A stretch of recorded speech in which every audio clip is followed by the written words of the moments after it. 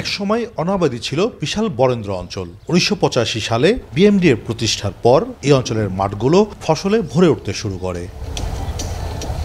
বরেন্দ্র বহুমুখী উন্নয়ন কর্তৃপক্ষ বিএমডিএ রাজশাহী ও রংপুর বিভাগে ১৮,০০০ গভীর নলকূপ স্থাপন করে চাষাবাদের জন্য পানি সরবরাহ করে। তবে গেল ৬ নভেম্বর সরকার গেজেট দিয়ে কৃষি ও শিল্পায়নের জন্য পানি উত্তোলন বন্ধের নির্দেশনা দেয়, জানিয়ে শঙ্কায় পড়েছেন চাষিরা। জমিতে যদি বরেন্দ্র থেকে পানি না দেয়, ডিপ যদি উঠে যায়, তাহলে দেখা যাচ্ছে যে আগের মানুষ যেভাবে দইলা খায়া ব্যস্ত ওরকম দইলা খায়া ব্যস্ত হবে। আবাদ না করলে খাবে কি? আপনার জমিতে ধান নাইলে আমরা কি খাবো? আবাদ না করলে আমরা খাইতে পারবো না। আর বরেন্দ্র পানি ছাড়া আমাদের আবাদও হবে না। আমাদের এই যে টমেটোতে 7 দিন থেকে 8 দিন পর সেচ লাগে। তারপরে আপনার এই যে কপিতে লাগে ওরকম 10-12 দিন পর। আমাদের তো বিকল্প কোনো কিছুই নাই। এদিকে যদি এখন হঠাৎ ডিপ টিউবওয়েল বন্ধ হয়ে যায়, তাহলে এই যে রবি শস্য যত টমেটো আছে, কপি আছে, এগুলো পানির কোনো আশ্রয় নেই, তাহলে হবে না। এবং যদি ডিপ টিউবওয়েলে পানি না ওঠে বা সমস্যা হয়, তাহলে এই যে যত বোরো ধান হয় বড় মৌসুমে, একটাও হবে না। কৃষকদের ক্ষতি হবে, ফসল হবে না। ডিপ না থাকলে তো হবে না, পানি না দিলে তো ফসল হবেই না।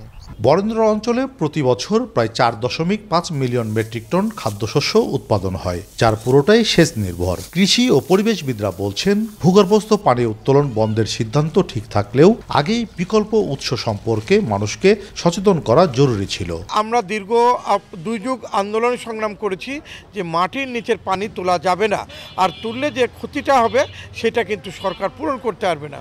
সুতরাং আগে থেকেই সরকারের উচিত ছিল যে আপনার ভূ পরিস্থিত পানি এখানে তোলা নিশ্চিত করা। আমরা কিন্তু বিভিন্নভাবে অ্যাওয়ারনেস করছিলাম যে নিচের পানি কৃষিকাজে না ব্যবহার করে এবং সেটার বিকল্প পানির অবস্থা করতে হবে সরকারকে। বিভিন্ন খাড়িগালা সংস্কার বা পদ্মা নদী থেকে বিকল্পভাবে পানি আনা এবং এই পানির মাধ্যমে কৃষি চাষ করতে হবে। আমাদের যেভাবে খাদ্যটা এই অঞ্চলে উৎপাদিত হতো সেইভাবে উৎপাদিত হবে না। তার মূল কারণ হলো এই অঞ্চলে যে ধানের আবাদ বলেন বা গমের আবাদ বলেন, যে কোনো ফসল করতে গেলে পানি একবার লাগবেই। বিশেষ করে গম বা অন্যান্য লেন্টিল যে ভ্যারাইটিগুলো আছে, এগুলো চাষ করতে পানি লাগে। তো আমাদের এটা অবশ্যই খাদ্য নিরাপত্তার উপরে একটা হুমকি হবে।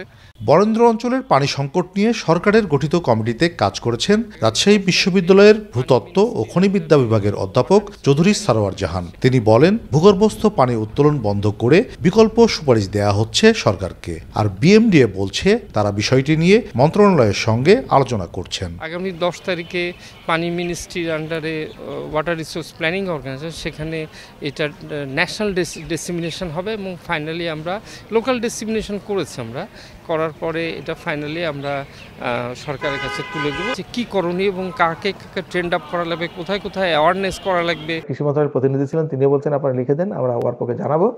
তারপরে ওয়ারপো আমাদেরকে ওয়ারপো ডিজিও ছিলেন ওখানে, বলতে আমরা লিখে দেবো, আমরা একটা চিঠি অলরেডি লিখেছি, এই আগামী হয়তো রোববার দিন ওনারা পেয়ে যাবেন, তখন এই বিষয়টা নিয়ে হয়তো সমস্যা আর থাকবে না। গেজেটে 25 উপজেলার 215 ইউনিয়নকে আগামী 10 বছরের জন্য পানির সংকটাপন্ন ঘোষণা করা হয়েছে। কাজী শাহেদ, দেশ টিভি, রাজশাহী।